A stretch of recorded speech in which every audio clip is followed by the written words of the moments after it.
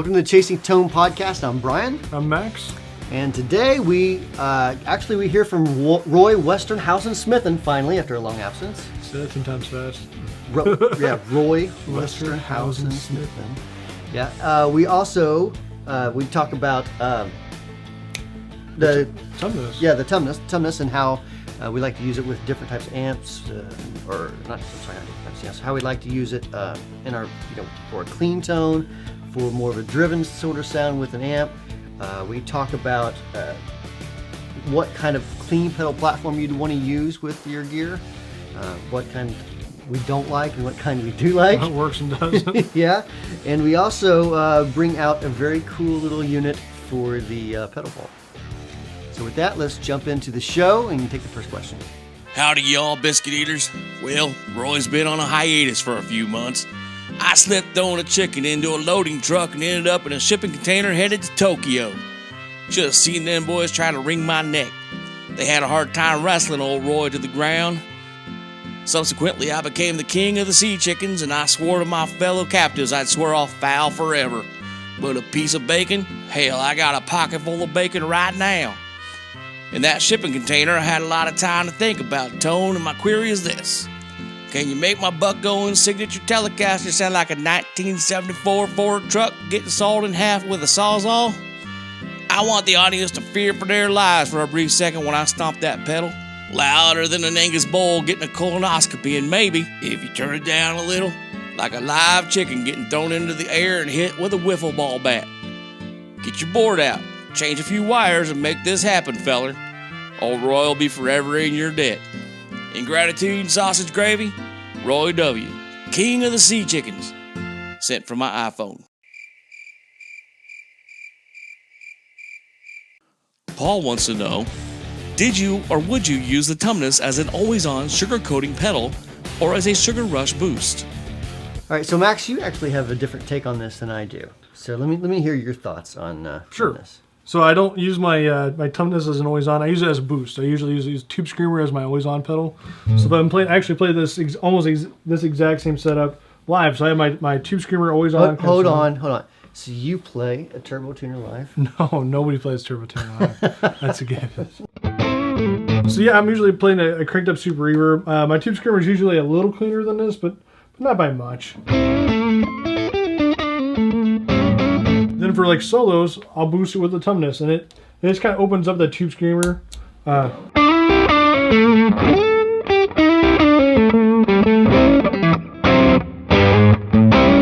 Versus just kind of the Tube Screamer. Tube Screamer is kind of buried. That Tumnus really kind of brings it up to the surface, opens it up. It's not as gainy sometimes. You could set it that way. I don't use mine as gainy, but it definitely brings your guitar right to the front of the band when you're cutting through the mix without being like ear piercing. Mm-hmm. So that's how I use it. More as a boost versus always on. So you don't.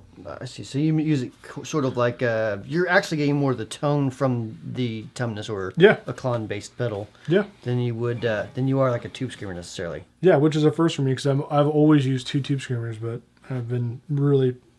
I hate to sound all sales pitchy, but I really do like the Tumnus. So buy the Tumnus Buy the Tumnus, because I said so. No, but honestly, like even if I didn't work for you or work here, I really like the Tumnus. It really does something with that Tube Screamer circuit.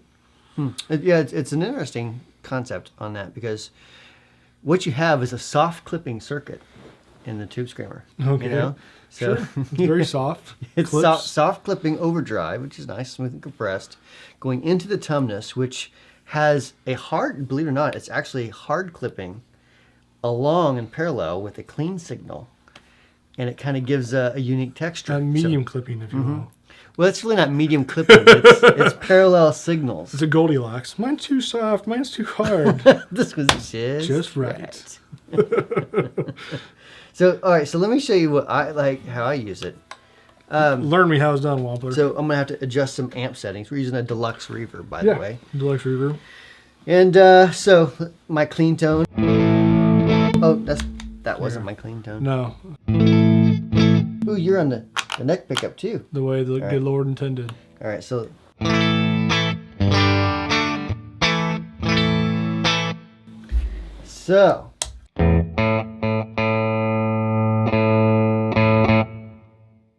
So I'll actually use it just by itself, just because it gives a little bit of meat to it. Sure. You know what I mean? It gives a little bit of balls and a little bit of hair to it. So sounds better on the neck pickup though, for sure, on a Strat. We got this on film, folks. Huh? We got this on film.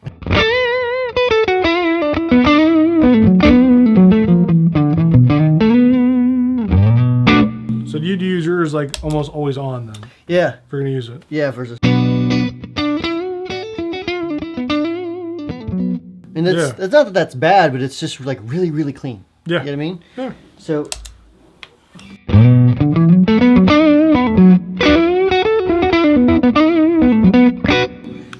So yeah, that's, I use it that way. And then I'm gonna turn the amp dials just a minute and I'll show you another way that's really cool.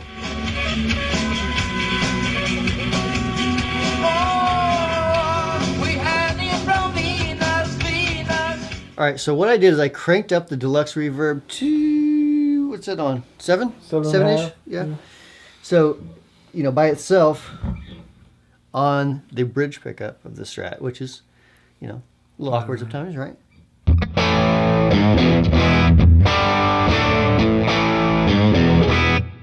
So we're breaking up pretty good right there, Yeah, right? you're right on that verge of Right. pretty heavy. So let's crank up the Tumnus.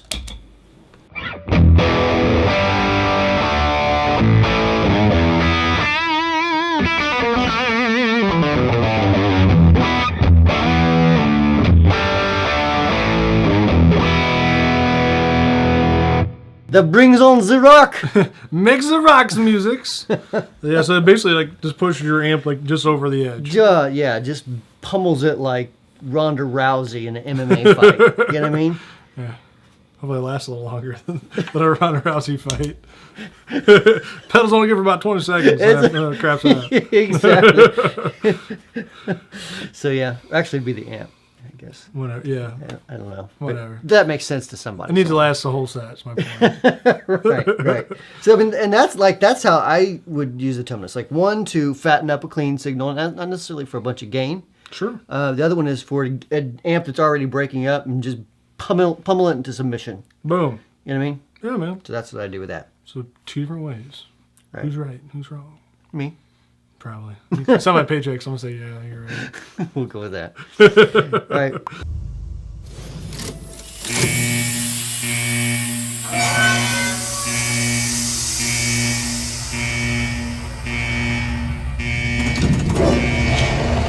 For this week's pedal vault, we have a very interesting pedal. What is that thing? You may be wondering why I'm holding a screwdriver. You're going to hijack it? I'm You're going to hotwire your pedal? I'm going to hot wire this pedal. Now this is kind of an older pedal. It was like really like everybody loved it. I don't know, 2005 to 8 or somewhere in that area. It was like everybody had to have one. Not that it's bad now. It's just people quit talking about it. So this is the Blackstone Appliances. It's a good appliance. MOSFET Overdrive. So how does this thing work? You may notice there are a couple of trim pots that you need a screwdriver to turn. Okay. And those control gain and level, which you always want to make sure that your level control is hard to control. Like since you're playing in a gig, you know what you need to do is get your screwdriver out of your bag while playing, tweak it a little bit, continue playing. That makes the bandmates love you, and the crowd thinks it's great too. Hold on, get fellas.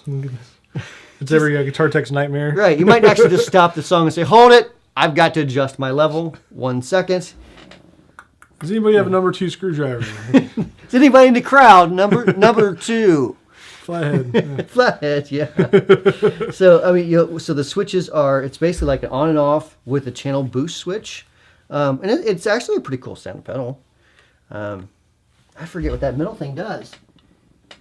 We'll find out. Yeah, there's a sticky screwdriver. Yeah, I forget. So, yeah, so you're playing through the Port City. Let me kick you on.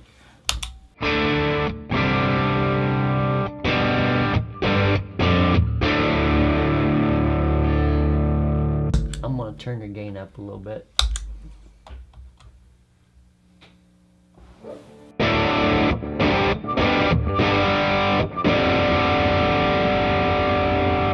Okay, that one's a level, so let's see what this thing does anything.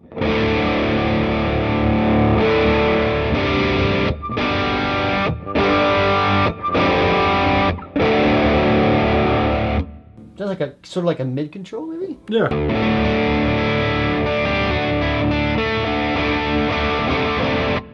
Let's turn on the other channel.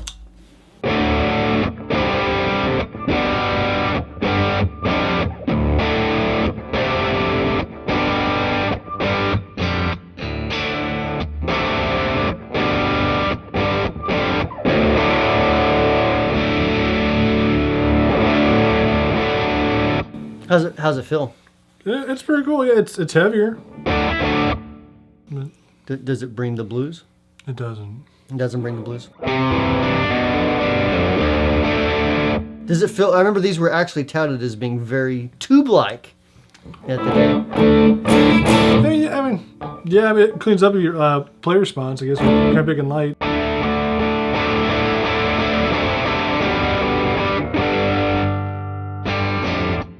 Cleans up well with the volume up.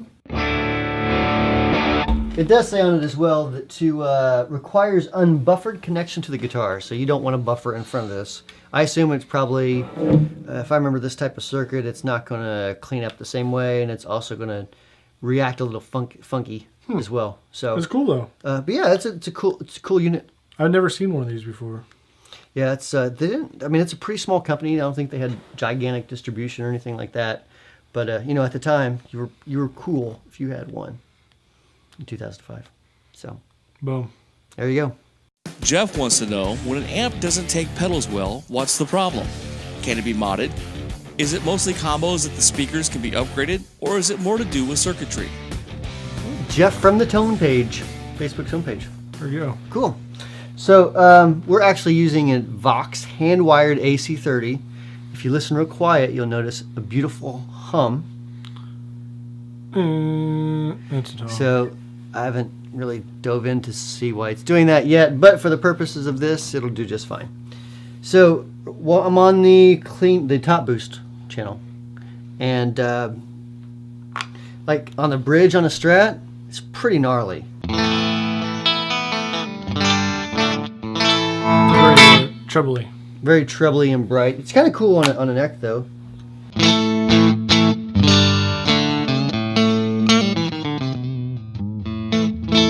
Yeah. You know, so well, first let's try this. Let's try a couple different distortions. So since we already have the Maxon hooked up, Yeah. let's go ahead and see what it does to a tube screamer. Max on. Max off.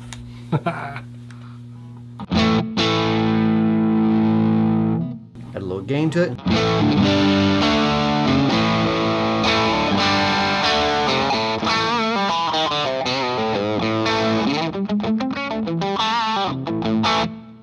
So it's all right. Not my favorite sound, but Yeah, it seems a some people little, like it. little more brittle.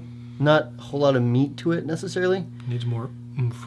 Yeah, so the clean tone, I mean, while arguably is pretty decent, nice, bright, and chimey if you like that sort of thing, getting the pedal to work with it is a whole different subject. So, you know, on this setting, it sounds great through Deluxe Reverb, which you just played through in the last question, I think. On this amp, you're going to have to like adjust the tone way down.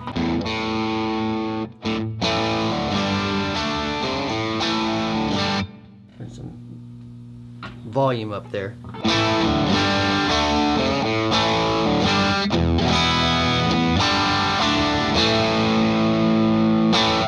It's still, you're still hearing a little bit of chiminess. A little, I think some people call it fizziness even. A little fizz to it. Yeah. So let's put a popular distortion that just came out by MXR on it and see what happens. What do you think?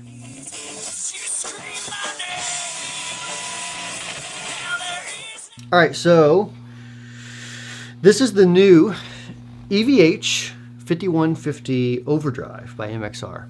I just got this a few days ago. I wanted to see how it actually compared to our Pinnacles, why I bought it. You know, so It's got a lot of sound. it's got sounds to it. I'm sure some people love it, and that's cool and great. Me myself, I'll hold off on my personal opinions on it, but let's just say I like my Pinnacle. Not that it's bad. It's just I think the Pinnacle kind of like. I mean, I'm biased, obviously. Sure. But, Pinnacle's great. You know, to me, I like the Pinnacle better. But on this Vox amp, here's basically what it's going to sound like.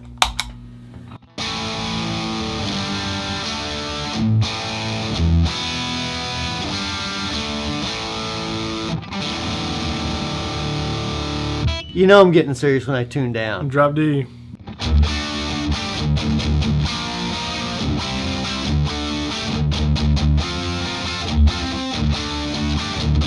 Can you turn the phase on for me real quick? Sounds like a can of angry bees. It does. It's a little beesish on Beesish.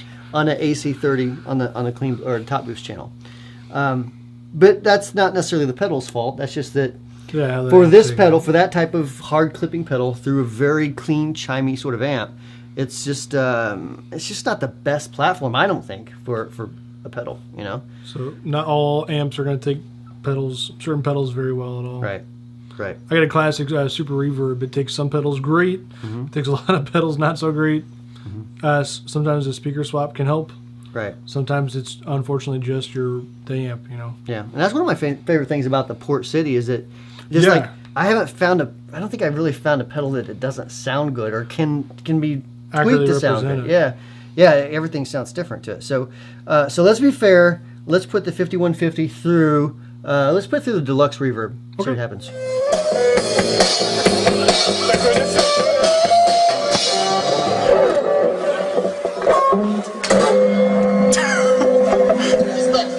All right, so through the Deluxe Reverb, same exact thing. Now I'm gonna have to turn some bass down a little bit on this. Yeah. Because it's probably gonna overpower the input section a little bit.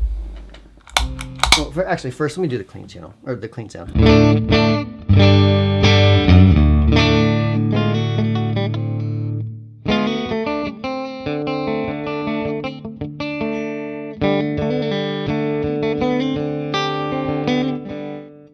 And that's what the clean sound sounds like. That's a Brian Wampler trick. It's like, stop talking. Stop playing. I'm just going to turn you down on your volume real quick. All right, so.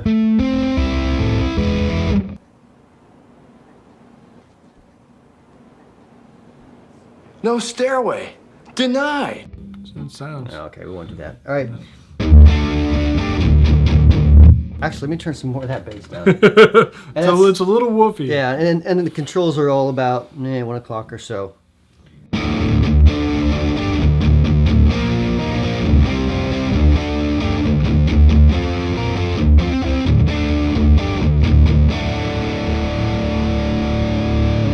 Use gear shifter. Got to use the gear. Oh, you know what? I don't know if I was on the bridge, so let me try that one more time on the bridge.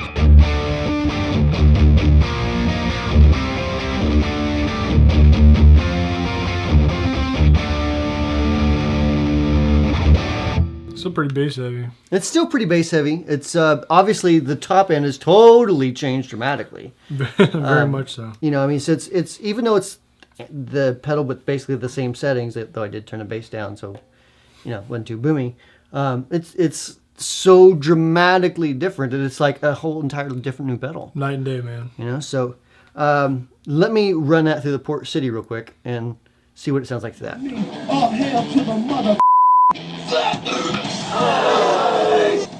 Okay, so right now we're going through the Port City Pearl, which is one of my favorite pedal amps ever. Super clean platform. So very super clean, yeah. Yeah, so the clean tone right now as it's set sounds like this.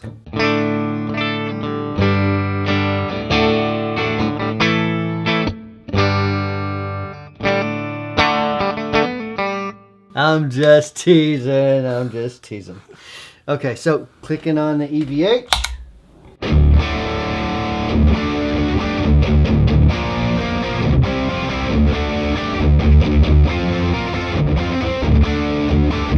So I think it's a more fair representation of It's what more of pedal an is. it's more accurate representation, I think, of what they're trying to go for with that particular pedal.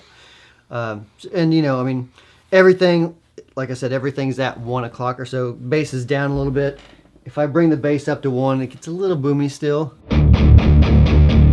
Just fall apart a little more. Yeah, so yeah, I turned that bass down a little bit. So I mean, you know, if you are thinking about this particular pedal, I mean, you can tweak it around and get some different stuff from it. The EQ seems to be passive, so it doesn't seem to have a huge jump or drop in any of the EQ stuff, but it's still fairly controllable. Seems a little bit more like an amp type of control, where, for example, the mids affects the treble.